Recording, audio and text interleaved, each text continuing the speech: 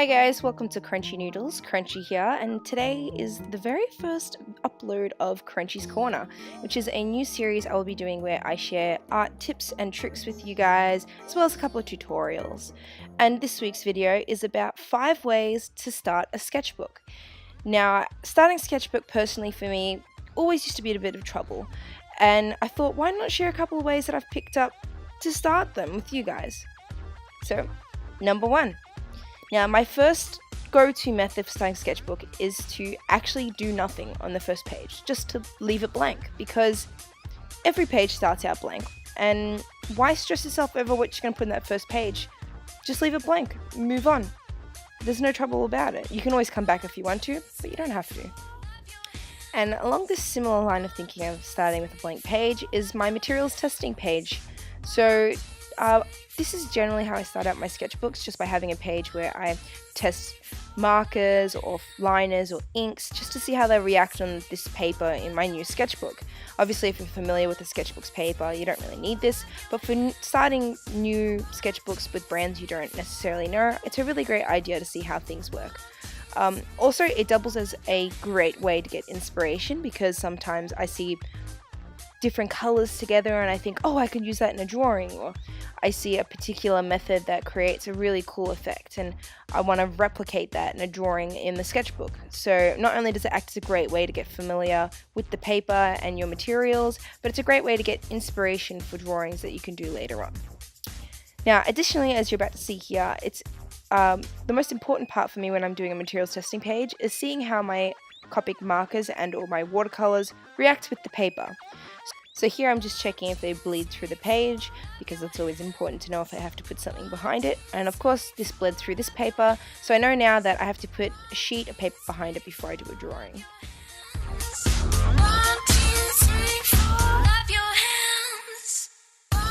Another way to start a sketchbook is to actually draw on another page, cut it out and stick it down. This helps you avoid from that fear of messing up on the first page and it being permanently there. This way you can just keep going till you find a drawing you like and then just paste it down, because it's a way to know that you're starting out on a good note.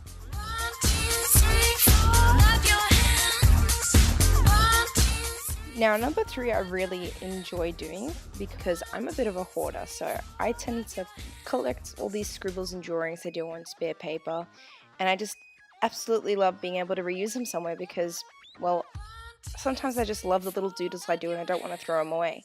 There's nothing wrong with that. So why not reuse them, repurpose them into something beautiful like a collage? So I believe starting out a sketchbook with a collage of images is a great way to remind yourself of how you used to draw or how much you've improved, and it also acts as a great way to give you inspiration. Maybe you could redraw an old character or recreate a sketch in a better, more refined version. Not only is it a great way to save drawings that you've fallen in love with but aren't exactly things that you'd like to, just keep laying around, it's a great way to reinvent the way you look at your sketchbook. It's a collage of ideas and thoughts. That's what drawing is, and why not represent that on the first page of your sketchbook by pasting down a whole bunch of doodles. There is an alternate version to this I'll be talking about later, but this is just the easier, less time-consuming way. Now, please excuse how messy number 4 is, but I'm not the best at typography by hand. Number 4 is creating an inspirational quote page. So the idea of this one is that by creating a page, the very first page in Sketchbook that has inspirational quotes on it, or maybe some words that mean a lot to you, is that it puts you in that mindset for creating meaningful things. Whether it be sketching something that you're not good at, that you tend to get frustrated at, or improving on your skills, I find that having a quote that means a lot to you or inspires you on that very first page is a great way to put you into that mindset to be able to create meaningful things, or to really get stuff done. So yeah, I picked this one because I put a lot of time into my work and I feel that it applies to me, and I like to remember that every line has time in it. Now, number 5 is by far my most favorite way to start out a sketchbook, but it is also the most time consuming. Number 5 is a collage of drawings.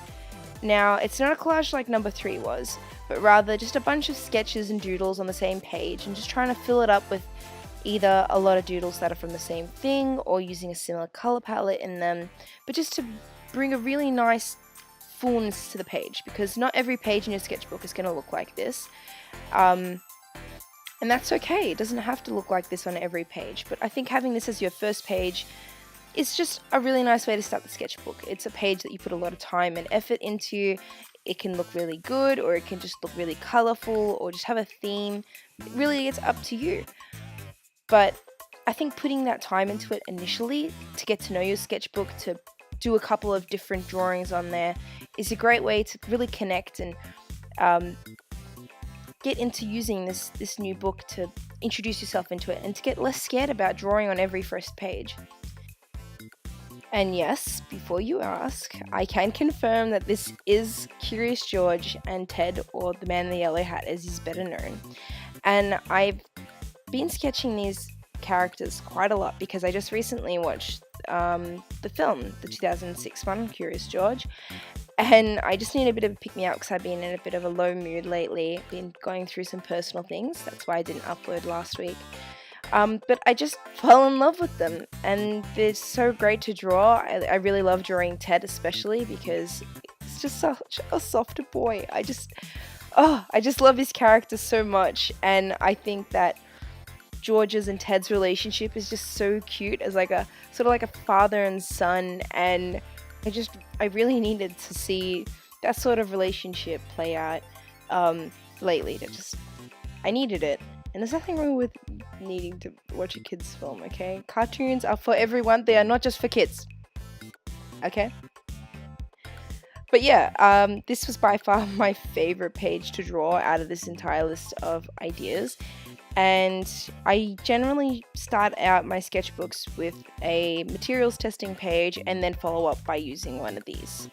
Either a collage of doodles, or one or two doodles that are pretty well done. But yeah, I really enjoyed putting this list together for you guys, and I really hope you enjoyed watching and getting some inspiration for how to start out a sketchbook.